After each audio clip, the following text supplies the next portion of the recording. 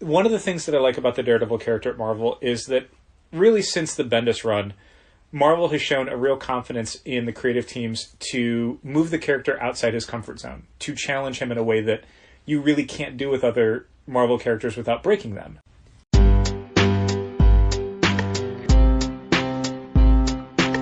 Come on and visit for any occasion. Don't keep patting down waiting, comics and conversation. Keep the conversation moving along.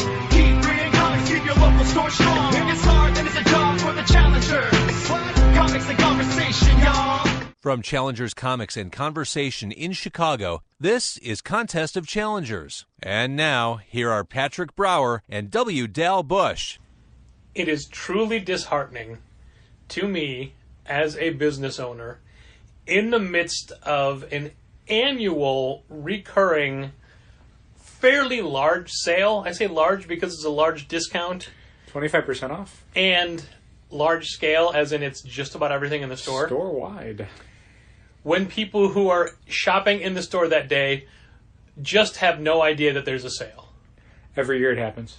Right, but We've been doing this sale for like 10 years? it's still Every year. discouraging. And it's one thing when it's casual people off the street that you don't know.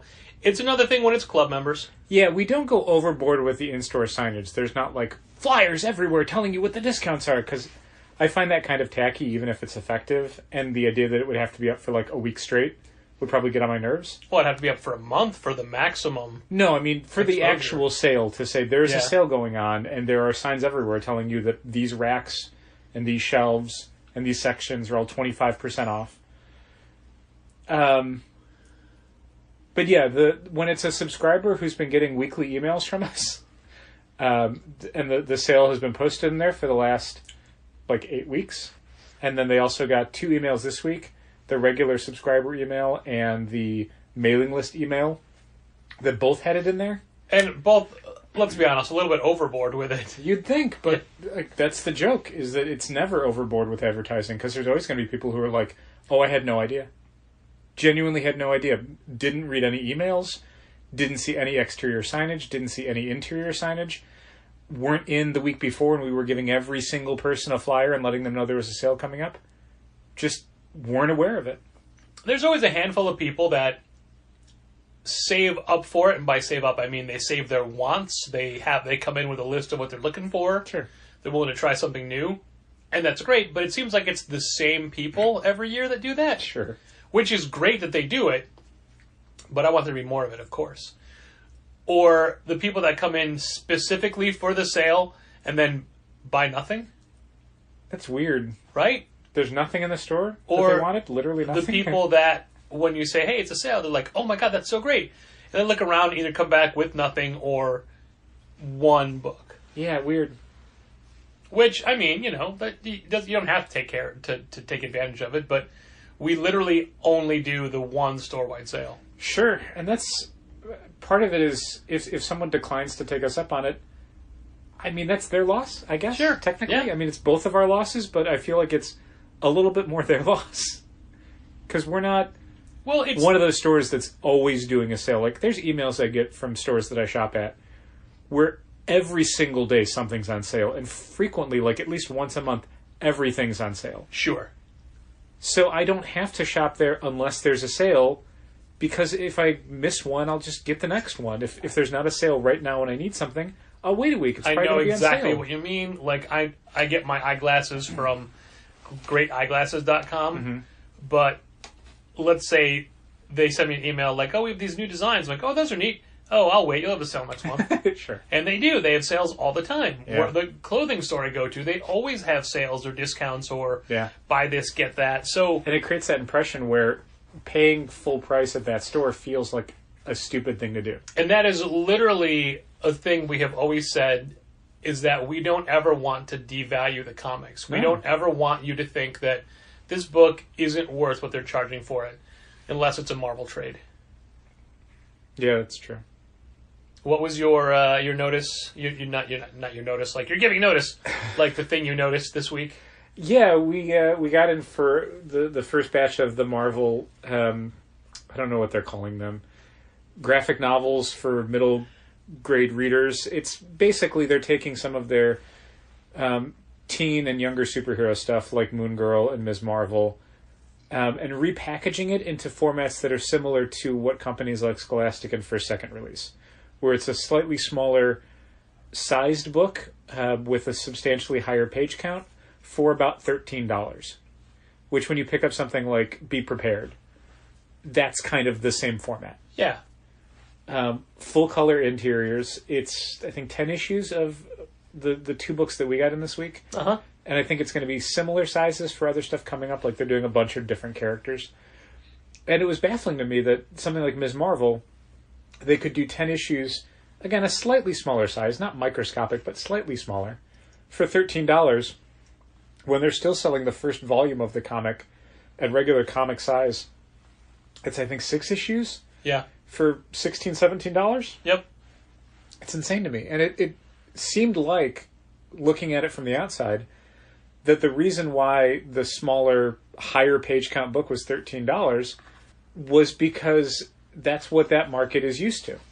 When you look at stuff like, again, like Scholastic, like First Second, that stuff usually sells for between $10 and $13. They usually don't go much higher than that. So Marvel couldn't price that book at like $25 like they probably would if they were selling it just to comic shops.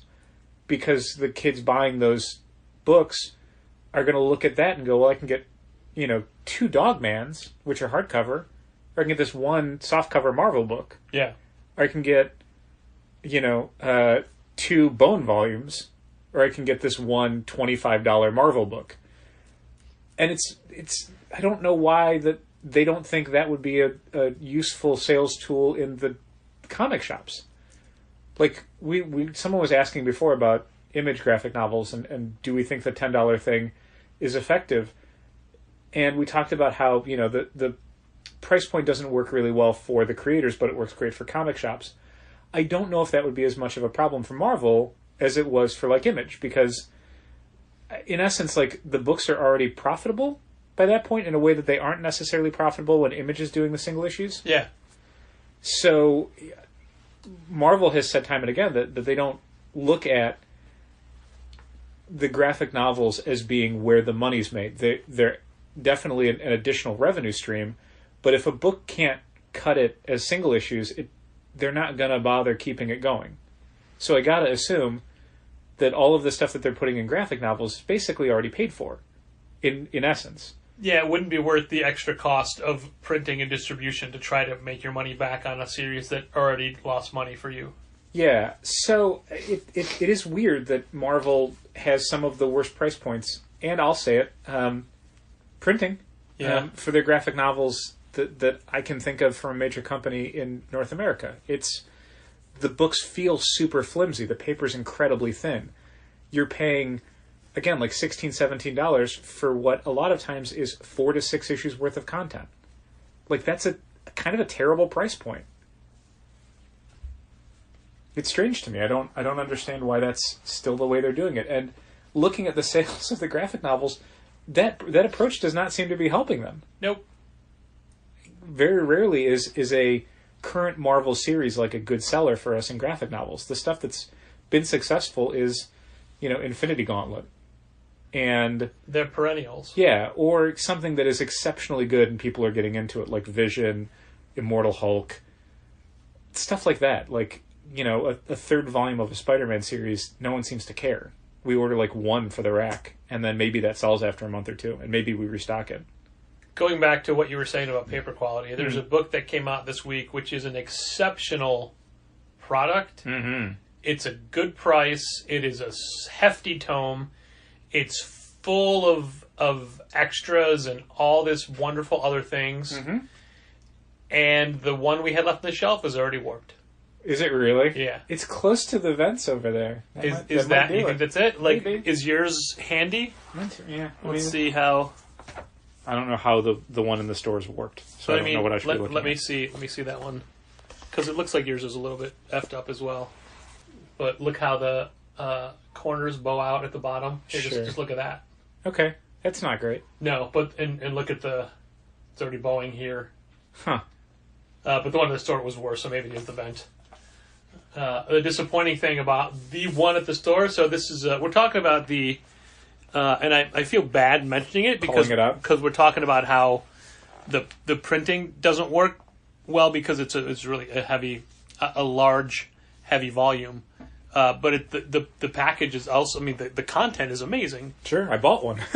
So did I. We got one for the shelf. You didn't say what it was. I know. And you're not going to? Well, I don't know. Should we or not? I feel like it's only fair to mention it since we've been talking around it. Okay, for the last, and it's 10 minutes. honestly, we love the book and the package and everything in it. It's the Kaijumax oversized massive hardcover. Yeah. Does it have a fun name like Monster Edition? It did on the solicitation text, but I can't remember what it was. Well, we had two other it's people. Like Colossal Edition or something. Okay. So we had 3 pre-orders, all employees. Yeah. And we had 2 other people really interested in getting it, both employees. Yep. Sometimes that happens. There's a few books where everyone at the store reads it, and that's all the people who read it are the people who work there. But man, not only do you get the first 12 issues of Kaijumax, you get so much bonus stuff. A ton of bonus material. And the one thing I really wanted that I didn't know was going to be in here is the the notations on each page. Annotations at the bottom of every page. It's fully annotated. So if you've ever read Kaijumax, and God, I hope you have, and ever not gotten every reference, they're all spelled out here. Like, specific things, like page 163, the quote, "Some final wars happening up in here," is a reference to Godzilla Final Wars 2004, the last Japanese Godzilla film until Shin Gojira in 2016. So if any of this stuff went over your head, it's all in here. And, I mean, that's setting aside the fact that Kaijumax is one of my favorite comics of the last 10 years. Yeah. And not only do you get all the notations, you get tons of making of material, the original pitch document, a character breakdown, original sketches, all the little movie reviews Xander Cannon did in the back of Kaijumax for the first 2 volumes. I think this is the first 2 series. Yeah, the first 2 volumes. Yeah, first 12 issues. The exact same content that Ed Brubaker doesn't put in his collections. Well, I mean, he tells you ahead of time. I know. This is only in the single issues. So it's cool that they managed to put all that in here as well. And to be fair, I don't think these things are in the soft covers. This is just the... I have to look, yeah. It's full cover gallery, including the Challengers, Ex Libris Challengers bookplate. Yeah. That is now sold out at Challengers. That's right. And one of the coolest things is that Patrick and I had heard years ago about Kaijumax because we had talked to Ryan Brown, who was scheduled to be the original artist for Kaijumax. And plans changed, and Ryan did some other stuff. But in Kaijumax, the big old hardcover, there is not only the original art that Ryan did, breaking down the characters, and basically the first couple pages of the comic, which it's beat for beat the same that Xander Cannon did, but this is Ryan's art and Ryan's designs instead of Xander's designs. There's an interview between Xander and Ryan kind of talking about the project and the history of it. And I thought that was really amazing because that's the sort of thing that a lot of comics go through various kind of evolutionary shifts based on ideas the creators have, what the company wants. How it ends up being published is not necessarily how it was originally conceived. And being able to see that officially in a big hardcover book that's archival is great. Because I'm a fan of Kaijumax, and I love to see kind of the roads not taken. You don't usually get that kind of thing in a big project, and it's cool that Xander Cannon and Oni made that happen. It's definitely an upgrade if you've never read Kaijumax. Maybe start with the first softcover, because this is a $60 hardcover book. But yeah, if you're a Kaijumax fan, you need to have this big old hardcover in your library. It's definitely worth owning. It is a massive, visible upgrade to what you've had before. Yeah, real good. Too bad it's warping. Yeah, right. It'll be 3 volumes when it's all said and done. Yeah, that'll be the whole series. Yeah, just a swell package. Yeah, there's only a few things that I buy the big old hardcovers for. I did it for Six Gun and the Hellboy Library. I'm doing it for Harrow County, and I'm doing it for Kaijumax. And I think that's... Do you count Saga? I'm doing it for Saga and Paper Girl, yeah. But those are a slightly different type of... Yeah, those aren't the big old hardcovers like Six Gun and Kaijumax. They are just smaller, regular-sized hardcovers. Like, the page size is not huge compared to the regular softcovers. Yeah, I'll be honest, that's why I didn't do Harrow County. Yeah. Because I didn't think that they collected enough. Oh, I think, well... I haven't opened mine yet. I'm pretty sure they tossed in a bunch of extra stuff. The 6-gun hardcovers did as well. I think it's only 2 trades per hardcover, but all the Harrow County trades are 4 issues. Is that right? Yeah, this is the first 2 volumes in a deluxe hardcover, an oversized format with a new cover, sketchbook material, essays, Tales from Harrow County, bonus stories by guest creators, and more. So yeah, it looks like there'll probably be 4 of these when it's all said and done. 4 hardcovers. More than that, I want to say. Harrow County? It's only like 7 or 8 volumes. Is it? Okay. Right. All right. I mean, it's not quite 40 issues. Yeah, but I thought they were 4-volume collections. 4 issues per book? Yeah. I don't think they went to 10 volumes. Okay. Could look it up if you want. Huh. Nah. That's fine. Okay. That's fine. Going back to the sale, we only had 2 people qualify for shirts today. Okay. But we did get a thing that I had put out in the universe and said yesterday, like, man, I really hope during the sale somebody buys all the rest of these magic card, the Unleashed or Unglued or whatever they were. Sure. And someone did. Yeah, I think we always have little things in the back of our heads that we're like, God, I hope these go during the sale. Because if they don't go during the sale, I don't know when they're going to go. For me, it's those Rick and Morty action figures. Yeah. That's so weird because we did so well with the first series. I think we sold maybe a set of those, and that's it. And we got like 5 sets in. Yeah, and that was my fault because you could order whatever you wanted. Yeah. Well, and I'm like, said, oh, this is what we sold last time. Yeah, like you said, they sold great before, so who would have thought that no one would care? But apparently, everyone stopped caring about Rick and Morty stuff. Yeah. Don't worry, if we just stockpile them till the next season comes out. I hope you're right. Yeah, I would like to see some of those go, especially at 25% off. I think they're a decent price. None so far. Well, got a few days left of the sale. Here's the thing that we didn't talk about ahead of time, is the new Magic series part of the sale. Traditionally, no. We would put a New This Week sign on it, and I would probably do the same thing this time. Okay, well, we didn't. Oh, okay. So how did they sell? Real well. Real fast? I mean, we still have, 2 boxes of boosters. Okay. But we had more than that. Yeah. Traditionally, for the sales, that stuff, basically everything we get from Southern Hobby would just go on the New This Week section, because they are brand new. Yeah. Well, I mean, they're not within... Are they within the I don't know. They're close enough. But we forgot to do anything about that. Okay. I mean, it's not the end of the world. I know. We're not losing money on it. No. We're definitely not losing money on it, but we're not making a whole lot of money on it. Something to remember for next year. Yeah. One of the things that we had done, and I don't know if we talked about this, but there was I don't know, I feel like we probably did talk about it. Let's risk it. There was a young gentleman who was really looking forward to buying a specific action figure as part of the sale. Sure. But he was worried it wouldn't be there for the sale. So he tried to hide it. He did. And you caught him. I did. Well, because, to be perfectly honest, I had seen it not where it was supposed to be, and I at first assumed he stole it. Because I went over to see if he had it with him, and he did not have it with him. So I inquired, where did it go?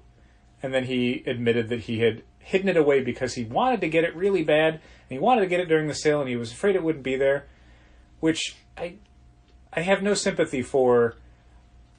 Other people could buy it, but I feel like I deserve it more, so I'm going to hide it away so I can get it for what I can afford to pay for it. First come, first serve. Yeah. It's why one of the big rules for the sale has always been excludes held items. If you could just put everything aside and then come in whenever you want during the sale, how is that fair to the people who come in the first day or the second day or the third day? If you went in a week before and went, this is the stuff I want, it's just for me, I get dibs. Yes. No one gets dibs. Sidebar, we had a irregular club member come in, someone who I've given a very specific designation that I will not share in this podcast. Okay. And they bought less than half of their club books and put a bunch back for next time. And then heard about the sale, went around and came back and said, I really want this for the sale. Can you put it in my box? And I said, I can put it in your box, but it's not part of the sale. We specifically said doesn't include held items when we explained the sale to them. Yep. Oh, okay. I guess I'll try to get it later. Okay. So anyway, the gentleman from the action figure story comes in a little bit later in the day, and I had His usual time. Yeah, Hardly goes to the back corridor where to get to the figures. Beeline. Like halfway down, notices it isn't there, and he does the best and throws his arms down and bends over a little bit like he was devastated. This was the second day of the sale. Somebody came in first. No, this was yesterday. Oh, okay. That was the first day of the sale. Somebody came in but first. still, it was both Kent and I then later did, because we're dicks. I mean, everyone listening to this knows that. Did our own impression of this happening later to other people. I get people not having as much money as they'd want for the things that they want to get. I understand that. I have that same thing. And I understand people wanting stuff during a sale and kind of, not planning for it necessarily, but, aching for it almost. But that part of it where people feel like they're owed it, like this is how it was supposed to end for them, and it's like other people feel that way too. You're not the only person in the universe. It's the hiding the figures thing. I hated that when I was someone who shopped for action figures at a Toys R Us when that existed. Oh, yeah. Yeah. And I don't like it any better when someone's doing it at the store I co-own. It's selfish. There's a selfishness to it. The idea that your needs are more important than anybody else's needs in the universe. Again, somebody else wanted that figure and they came in and they bought it. They bought it during the sale. This person wanted it, and I understand that, but the lengths that someone will go to make that happen, I feel like it crossed the line. Sure. Yeah. So I don't feel so bad that this person walked away unhappy from our sale. I don't want people to walk away unhappy from the sale, but that was an instance where I don't know. It doesn't make me as upset as it probably should. And another reason we don't hold items is, aside from it not being fair to everybody, is that there's no guarantee you're coming back for those. Yeah, the last thing I want to do is set something aside and then someone comes in a week later and goes, oh yeah, no, I don't need that anymore. Cool, I could have sold that during the sale. A lot of people were asking for it. Now I don't have it. Guess what I put back on the shelf today? 2 volumes of Avengers Academy Ultimate Collections. Oh, Veronica. Veronica, who was called back in December and said, "Oh, I'll get them next week." These are books we don't stock. Well, we do now. Yeah. So if anybody wants them, they'll be 25% off up through Good news. Up through Wednesday. Good news. 2 volumes. 2 $35 volumes of books that we would not carry, and that led to a whole. Where do these even go? A for Avengers. Well, sure, but where? Right after the main Avengers stuff. I put them right after AVX. Okay, that's fine. Right in front of all the other Avengers things, but it's like, should we put it over by Young Avengers because it's more the kid? No, it'll be just strict alphabetical. What did we have? Okay, so you had we have a rotating display area in the store that for a few months was LGBTQ+. Now it is Black History Month comics, and that is a mixture of black characters, black creators. Yeah, and Black History. And Abbott was on there. And we sold Abbott off the wall today. Okay. So I go to replace it, and first the joke is what is the genre? I think it's in horror. Sure. So I'm like, I think it's crime, but there can be an argument made for sci-fi fantasy. And Ashley goes, I don't know, humor. It was horror. You're right, it's horror. It's horror. Only can't find it. Yeah, that might have been our last copy. Not according to the computer. Weird. Yep. Where was it? Did you find it? Nope. Okay. Never found it. So reset it to 0. Okay. But then yesterday during the sale, somebody was looking for Shaolin Cowboy stuff. Which, Shaolin Cowboy, Dal, where's that? Drama. That's in Drama. Only... Shaolin Cowboy is one of the trickiest ones because it's like all genres and no genres, and Diamond legitimately has a genre code that is all or none, basically. Yeah. Like when Diamond can't figure out where it goes, and I think they have it as Western. Okay. Which would be drama. Right. That's how we rack Western stuff. Right. Action adventure is drama. Yeah. Which makes sense. I thought you were going to say that each volume was a different genre. No, they've had that with other stuff, though. Anyway, guess what I forgot? They're oversized. They are. Like, where are these fucking books? Yeah. We're not missing 3 of them. They're all too big. Yeah. Found them. Yeah. Found them. And the gentleman bought one. Cool. Yeah, no major surprises, aside from a bunch of Yu-Gi-Oh! Cards going. Yeah. It's... The sale... No sale we do ever clears out the stuff we want cleared out. We've talked about that before. Yeah, I mean, we talked about it, I think, most specifically with the newer comic sale. Like, there's always a bunch of stuff where it's like, oh my god, these dead series, hopefully these will all go. It's not. It's always like Batman, X-Men, Avengers, like, like Venom. Okay, sure, fine. It's never that DC miniseries that we got stuck with that's been sitting on the shelves for 2 months. Nope. And it's the same thing with the graphic novels. Every Saga is going to sell. Every Paper Girls is going to sell. Every Monstrous is going to sell. Every Vision's going to sell. Every Miles Morales book is going to sell. But and Rock Candy Mountain won't. Yeah. Or Redneck won't. Yeah. Regression won't. All these R books. Yeah, it's... What was I looking at? I'm like, oh man, like we had faith in this book. We got 3 copies and we'll never sell 3 copies. Sure. Well, I was just looking at the half-off stuff the other day. Yeah. It's like, man, we have 3 copies of New School by Dash Shaw for half off. Sure. What a great book that was. It was a book club book. That's why I think we have 3. That's why we stopped doing the book club, because we still have 3. We used to be a store that could sell, like, quirky indie dramas. Yeah, not so much. Yeah. There was a book that I put on the Spotlight section just on the front tables, and it was a book called Dumb, I think. It was about a woman who loses her voice. Yeah. And we only had 1 copy, and so I'm like, well, I'll see if we can do about getting some more, because I like having a few copies of a book on that front section, so when it sells, we don't have to immediately replace it with something else. But it was back-ordered at Diamond, so I'm like, well, then I'll just put something else there when it sells. I haven't had to, because the 1 copy we put there hasn't sold.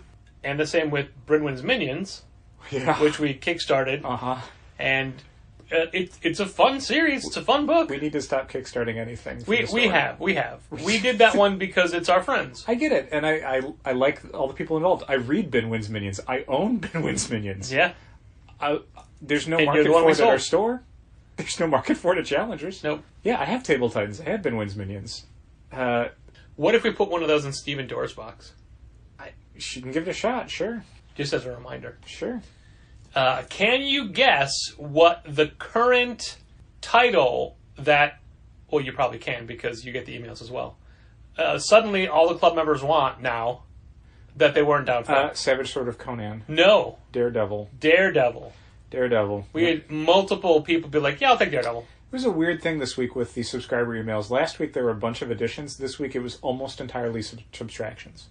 Yeah. Every email this morning seemed to be, hey, can I drop this book? It's weird how that happens kind of all at once. And it wasn't even necessarily all the same books. Like, sometimes that happens, where everyone's like, hey, this comic, I don't like it anymore. And nobody likes it at the same time. This was the opposite. It was just everyone was saying, here's one title I don't want anymore. And whenever someone's like, hey, can I get off of Exorcisters? I just want to say, it's only 5 issues, right?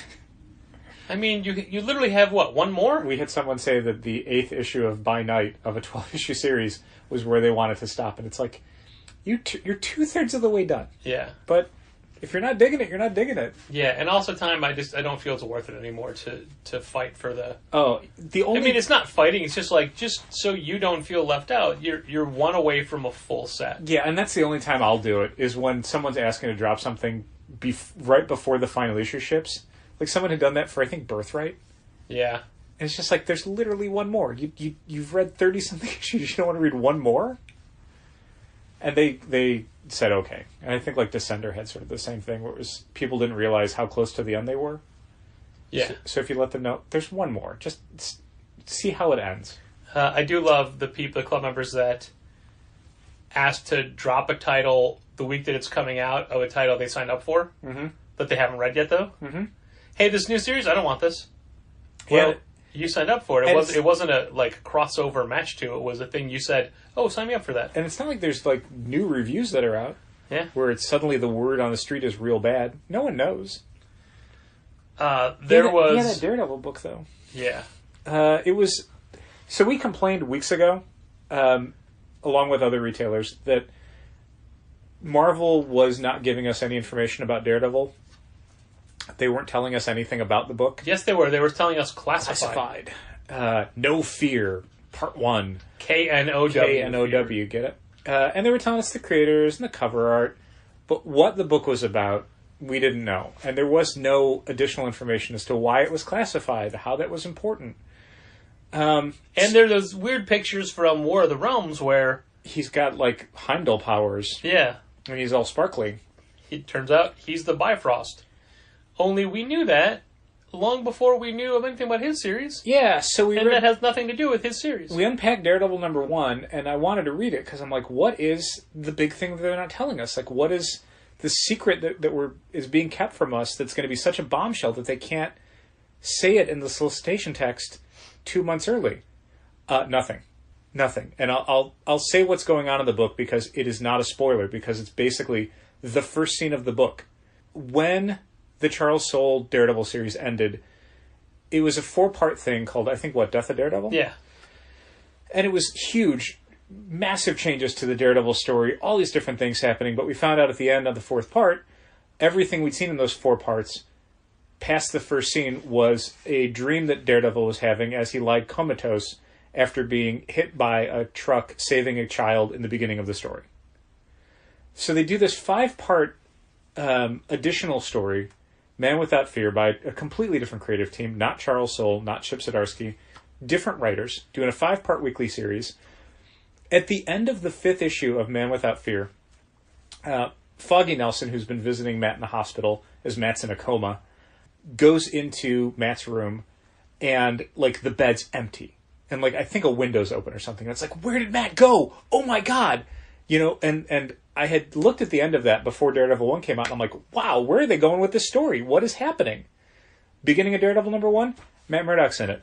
Oh, he's fine now. He did physical therapy. He's taken painkillers. Like, he's not 100%, but he's fine. So all the stuff in Man Without Fear, irrelevant. There was one really good line in Man Without Fear from Foggy when talking to a comatose Matt Murdock. Said, like, who would have believed you were taken out by the very first rogue in your rogues gallery? A truck. Yeah, and I mean, that was the joke, basically, from the beginning of the 4-part Charles Soule story, was that that's how Matt got his powers, was diving in front of a truck to help somebody, so of course that's what's going to happen to him to kill him. But the beginning of this story, this Chip Zdarsky, Marco Cicchetto story, not only negates the 5-part Man Without Fear thing, it basically negates the Death of Daredevil storyline. Yeah. Like, well, and I mean, at the very end of the Death of Daredevil, Charles Soule specifically says in the letters page, hey, he's not dead, he came back, he's alive again, that's what heroes do, he's alive. But even this, like, traumatic event, again, there are some repercussions to it. Yeah. But that's not what this story is about. Like, he's not 100%, but he's still swinging around, fighting crime. Now, I do think there's a very specific event Marvel was trying to keep from us and didn't want in the solicitation that comes a little later in the book. And I'm not going to say what it is because it's a spoiler for the story. But you could say, and let's say... the last couple of pages? Like that thing? Yeah. Oh, I don't expect them to put that any concluding pages of a storyline in the solicitation text, but just a basic... Here's what the book is about. The book is about Matt Murdock. And you can say vigilantes are still outlawed in New York City. A new detective is in town who's gunning for heroes. Daredevil's in his radar. Get it? Radar? I get it. And I mean, like... Which is an accurate description of what's happening. Yeah. There is a new detective trying to take down vigilantes. Also, this is a book about... This takes place in Star City, right? It does. Vigilantes are outlawed unless they've been deputized. With this Daredevil story, it's delving into a lot of the same things the TV show did, where the question is Matt Murdock a hero who's using his tragic background to help people in New York City, or is he using that tragic background as an excuse to beat the shit out of people? Yeah. Like, which of these is the real Matt Murdock? And I think it's important for us to say right now that the new Daredevil book is real good. It's great. The 4-page backup that Chip Zdarsky writes and draws is, I mean, chef's kiss. It's so good. Yeah. I wish the whole book was that. But the main story that he's doing with Marco Cicchetto is great. It's great back to basics Daredevil stuff. It's not trying to take it in a different direction like Mark Waid did. It's more trying to fit it into a, look, if you read Daredevil Born Again and nothing else, here's the Daredevil book you would want to read. Yeah. It's that Daredevil book. And it's beautiful. I like Marco Cicchetto's artwork a lot. I fear for his long-term appearance on that book. Like all Marvel artists, I'm sure he'll have a fill-in artist by like issue 4, probably. He'll do the first arc and move on. No, I feel like they would have him stay a little longer. Like, he stuck around for most of that Old Man Hawkeye book, which I wasn't expecting. I thought for sure they would rotate him off real fast, but they let him stick around for, I think, about 10 issues. He does a little weird thing with the horns that come up out of seams in the mask. And when you look at them straight on, they look different. But otherwise, it's. I think his. And it's not bad or wrong. It's just a little different. His costume design is very much like the Liber Mayhew kind of costume design, where it's what leather costume kind of is this that he's wearing? I look at it more like Quesada doing Daredevil again. Okay, just in the splash page. Sure. Yeah, it's a good looking book. It reads really well. I'm a Daredevil fan who's on again, off again. I was off again for most of the Charles Soule run. But I was on for all of the Mark Waid stuff, all the Bendis stuff. I think this is one issue so far, so it's hard to say. But I like it in the same way that I was liking both the Mark Waid and the Bendis stuff. They were doing different things, but this has a grip on the character that I think is interesting and worth pursuing, and I have confidence that Chip Zdarsky and Marco Cicchetto know what they're doing and have an idea of where they want this character to go. The specific incident that we alluded to, and I'm not telling you what happened, that guy, Brian K. Vaughan. Oh, yeah, okay. I mean, specifically in the... Do they say that? No, but in that panel, like, that is dead on BKV, and it's funnier when you read it, and after that panel, he's still in the background in some panels, just, like this. Yeah, I don't want to give it away, but it's one of the things that I like about the Daredevil character at Marvel is that really since the Bendis run, Marvel has shown a real confidence in the creative teams to move the character outside his comfort zone, to challenge him in a way that you really can't do with other Marvel characters without breaking them. Specifically things like Daredevil being outed to the press. Yeah. Like, his secret identity being exposed basically defines the Bendis run. And they've done that, and they did that, and they had that matter to the character in a way where you couldn't do it in the same way with other characters and have it last kind of as long as it did. Like, when they've done it with other characters, like Peter Parker, you have to put that back real fast because the book doesn't work otherwise. Tony Stark, you can get away with it. Yeah. And it's weird thinking, I mean, I don't want to segue into a different discussion, but it's weird thinking about how little secret identities really matter for the Marvel Universe anymore, and kind of mirroring how the Marvel Cinematic Universe has kind of disregarded them entirely. Well, remember how Iron Man, after they did his whole storyline about people like him using technology so people wouldn't remember, he then outs himself saving a dog? Do you remember the first Jessica Jones storyline was her being manipulated into exposing Captain America's secret identity? Yeah. And it's like, oh, it's so weird to think that back then He had one. That people didn't know Steve Rogers was Captain America. Yeah. When that's so not a part of the Marvel Universe anymore. That's just a strange thing to me, because the movies, everybody knows everyone. Thor has no secret identity. He's just Thor. He's not Sidjar Jarlson? Yeah, he's not Donald Blake. He's not Jane Foster. It's just Thor. His name is Thor. Did you know there was a point where Kirby was leaving Marvel to go back to DC, where he wanted to do his own Thor book for DC? Because they're, public domain characters. Thor's a Norse god. Nobody really owns him. So he did a whole bunch of new character designs for for Norse legends. And, there was a new Heimdall. Okay. He didn't do a Thor, but, he was probably gonna. Eventually. He went so far as, he designed them, and then he and Don Heck were drawing the pitch. Okay. I was thinking of Don Heck again recently because I was bagging and boarding some of my old books, and the DC Challenge was one of them. Oh, wow. Where every single issue was a different writer and a different artist. Sure. And over a 12-issue series, they had all their major writers, and they had all the, current of the day artists, but also, here's Carmen Infantino's issue. There was a Don Heck issue. There was a Kurt Swan issue. Terrence Collins get a shot? No. He wasn't big enough. That's too bad. Hey, I'm a huge Paris Cullins fan. I'm sure. Blue Devil, man. I'm aware of his Blue work. Devil. Who is in some book that I don't currently read? Justice League Dark? Yes, I think so. He also, I think, made a quick appearance in something. I can't remember. Heroes I in remember Crisis, seeing maybe? him sitting at a bar or something, yeah. Yeah, I think it was Heroes in Crisis. Yeah. He didn't do anything, he was just there. He was in front of a coffin? It was like a wake or something? What is a coffin? Okay. God, I love Blue Devil. It was definitely a DC comic. I know that much. I'm sure I have a Blue Devil action figure somewhere behind that sofa. You must. Have to. It's so good. So good. A guy was in today looking for the newest Superman storyline he could start from. Okay. What would that be? I mean, I think we have Action 1001 still on the shelf. But we didn't have the full thing. He wanted a complete story. Oh, Man of Steel. But not a collection. I mean, we have probably 6 straight issues of Action Comics. He probably could have. I mean, that story is... But it's not... We don't have 1, 2, 3, 4, 5, 6. We looked. Okay. Yeah. Then, I tried to get him to buy Man of Superman and he wouldn't do it. Okay. Yeah. It's just... it was a very specific request. That happens sometimes. Yeah. It bothers me a little bit. I want to start with issue 1, and I want to read only single issues, and I'm coming to it 2 years late. What do you have? Yeah. Nothing. That's not how our store works. There are stores out there that will sell you all of those back issues, and you're going to pay a bunch for them because they're all old, out-of-print issues now. We don't work that way. We offer you a collection instead that you can get at a reasonable price that has all the same contents. There was another guy that was in who needed Return of Wolverine 2 and 3. Okay. We had 2. Mm-hmm. We didn't have 3. Well, can we order it? We can't. We can't order it. They It's never. a 5-issue series, and 3's already out of They stock. didn't offer a second print, and we can't get it. He's like, well, where am I going to get it? Can I get it on Clark?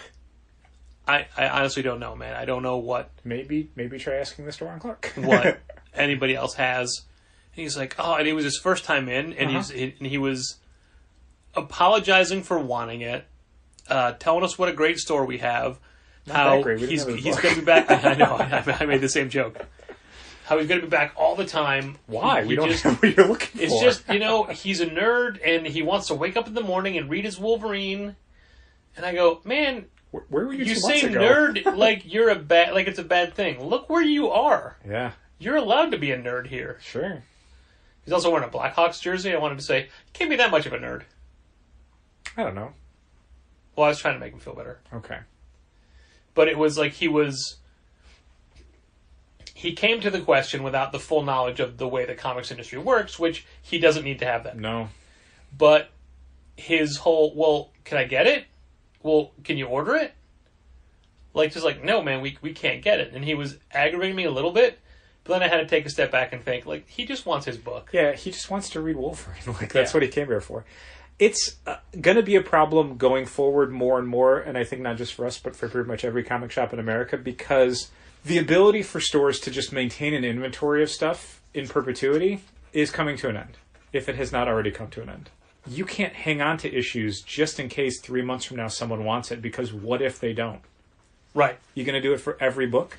You're going to hold 2 or 3 copies back of every single Marvel comic forever, just in case 2 or 3 people come in a year from now and they're like, you know what? I want to read Black Widow. What do you have of old Black Widow comics? And it's like, we got collections. I can keep one SKU of a collection in stock. I can't keep 7 individual comics in stock forever. I just can't.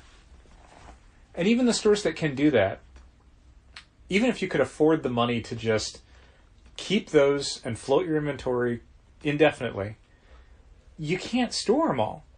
Where are they going to go? I was talking to, we got a call from someone, a sales rep at Games Workshop, and they were touching base, and it was a good phone call. They weren't too pushy. They were just kind of asking questions about how we run our business and what kind of shop we are.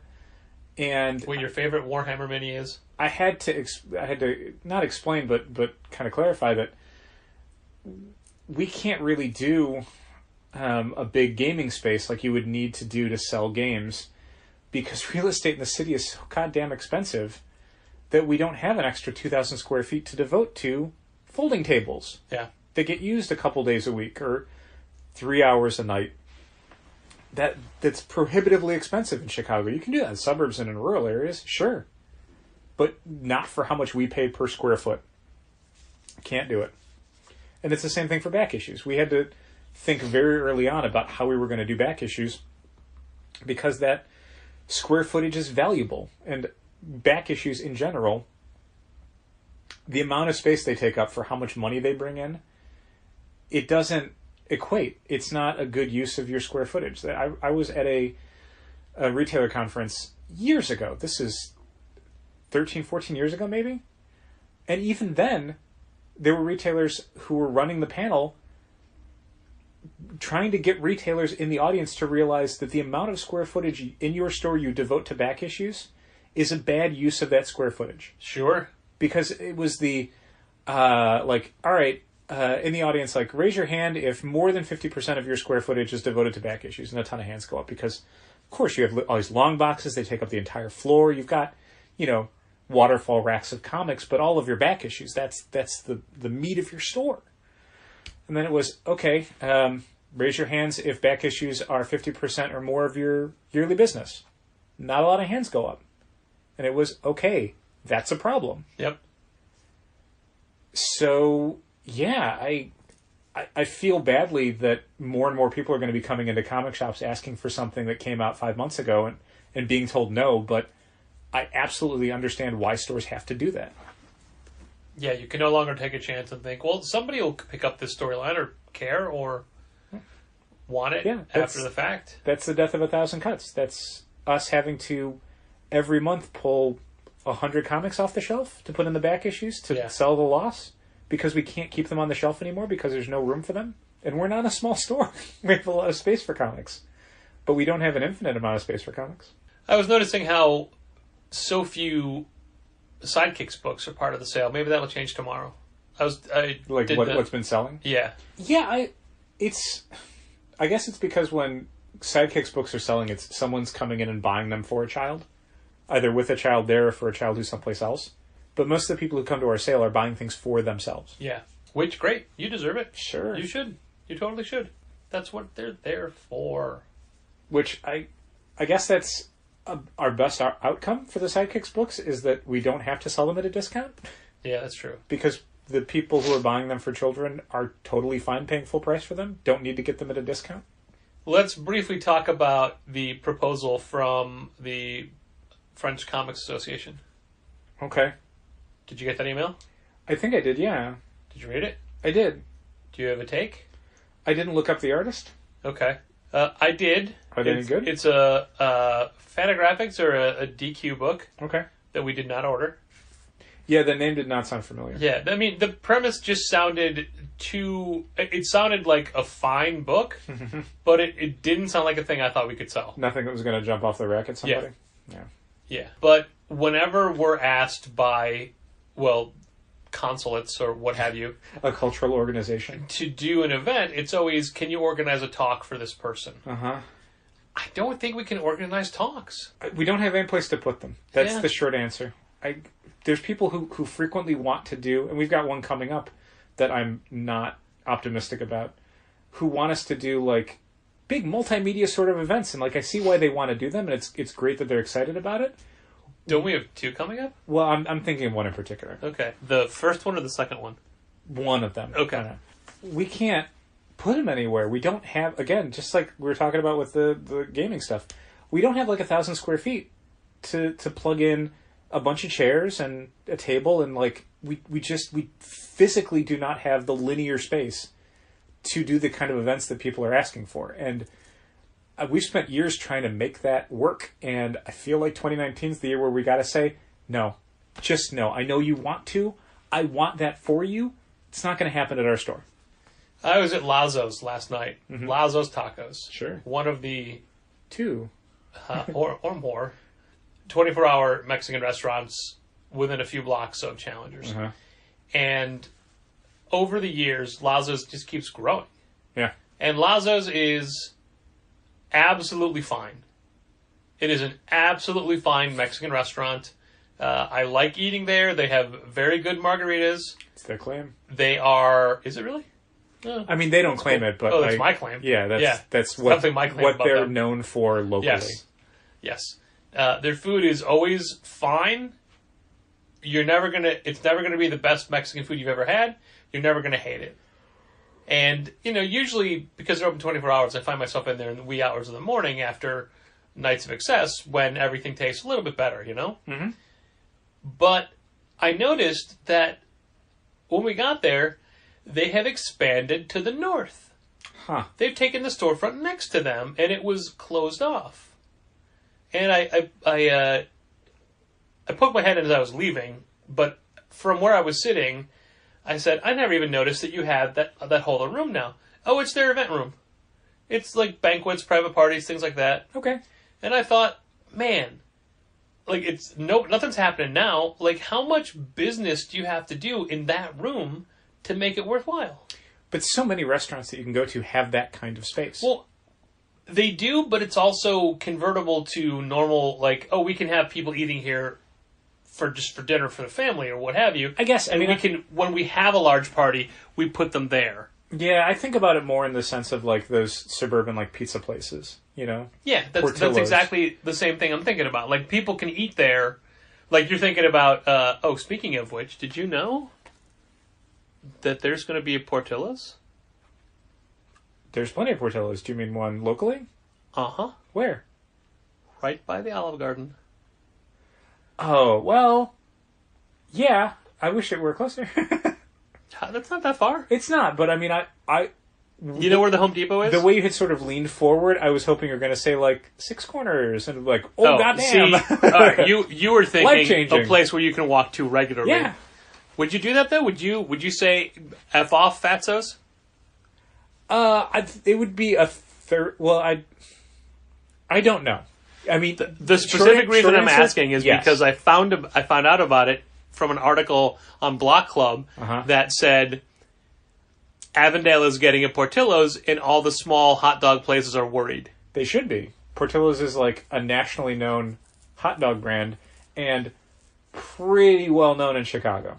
Sure. Pretty well known. But Yeah, I would stop going to the Hat and Fatso's and pretty much just go to Portillo's if they were down the street. wow. Okay. I love Portillo's. I love Portillo's, Patrick. Sure, but you love Portillo's for a variety of reasons, not hot dogs alone. Right, but I love the hot dogs. Okay. Do you love the Portillo hot dogs better than a Fatso hot dog? Yeah. Wow. Okay. Yeah. Okay. I had Fatso's today. You didn't have to tell me. I could smell it in the studio when I came I in. had Fatso's for lunch and it was delicious. I absolutely knew you had Fatso's. Delicious. What when I got past the reception area and down to the hallway where the studio is, I knew it was there. What I don't know though is what we were talking about when I got distracted us with the event space over at Laza's. Oh yeah, so when you look at like the place we were at for Jimmy's birthday, Right. versus like a Papa Pacero's, I don't think I've ever been there. Have I? versus a place we went to for a different one of Jimmy's birthday pizza parties, Okay. where it's what I described, where we can put the large groups here, but we can also put normal tables and things. Sure. I don't know. I mean, obviously, restaurants it's a different thing, and it's a faster turnover, and they don't necessarily play Dungeons and Dragons there. Probably not. Did you know that the Deborah Ann Wool Dungeons and Dragons thing is on a subscribable network where it's $5 a month to be able to watch it? Me. It's got very high production values, and there's plenty of well-known people participating in it. And Matthew Lillard. And Kevin Smith.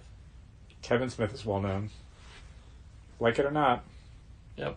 Well, anyway, we don't have event space, so should we tell the French comics people thank you, but we can't do it? I would just say, like, we'd be happy to host a signing, but we just don't have space for a discussion or a Q&A. That sounds fair. And that's setting aside my own personal belief of, I don't know who would come to this to ask And not only that, questions. it would be a Sunday, Monday, Tuesday. Yeah. I'd be happy to accommodate them for a signing, but beyond that, we just were not configured for anything larger.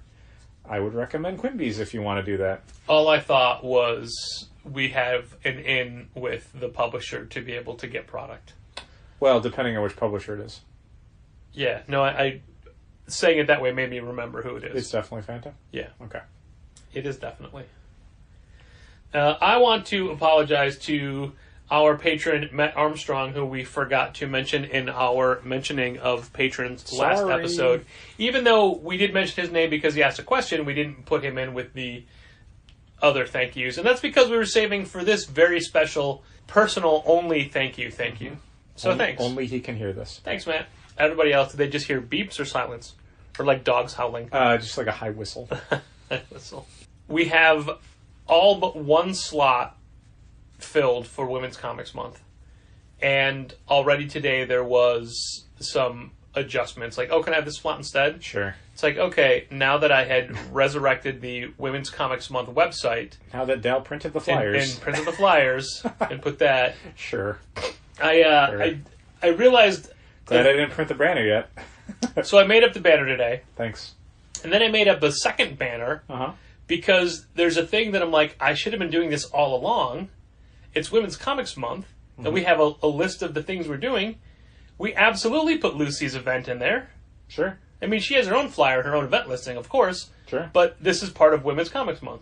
Okay. So I did a with and without Lucy to see what you were to see what you thought. Oh, I think with. Yeah. Okay. I mean, without seeing how it looks, I assume with is probably better. I mean, it doesn't change anything. It's just an extra No, with. Friday, whatever. Yeah. Mm-hmm. Okay. Yeah, I did that. I did that up. So that is ready. And I asked everybody for bios and artwork, and I don't know that I'll do separate bio pages on the dedicated website, but we could use them in Instagram posts and Facebook posts and things like that. Sure. Still need one more, but now it is St. Patrick's Day, which needs one more. Yeah. So we'll see how that goes, which is coming up soon. Yeah, March, I think. Right? But more importantly, the sale goes through Wednesday. So if you're listening to this February 13th, before the end of the day, Wednesday, February 13th, or let's face it, any February 13th. Yeah, any year. It's going to work that way. Mm-hmm. Kent had suggested, what if we change it up each year and be like, oh, it's these dates in February. No. I'm like, people don't fully understand when it's the same days all the time, so we're not going to risk making it harder for people. Yeah, no. I like that it's the 7th to the 13th. I like that we can tell people February 16th, like the next store-wide sale is next year, the 7th to the 13th of February. Yep. Put it on your calendar. That's when it's going to be. So if you've already been in and taken advantage of the sale, thanks for that. And thanks for listening. And keep reading comics. This has been Contest of Challengers. Thanks for listening. Keep reading comics. Challengers is located at 1845 Northwestern Avenue in the Bucktown neighborhood of Chicago. 773-278-0155. Keep up to date with new releases and events at challengerscomics.com. Like Challengers Comics on Facebook, follow @Challengers on Twitter, and help fund this podcast at patreon.com/challengers.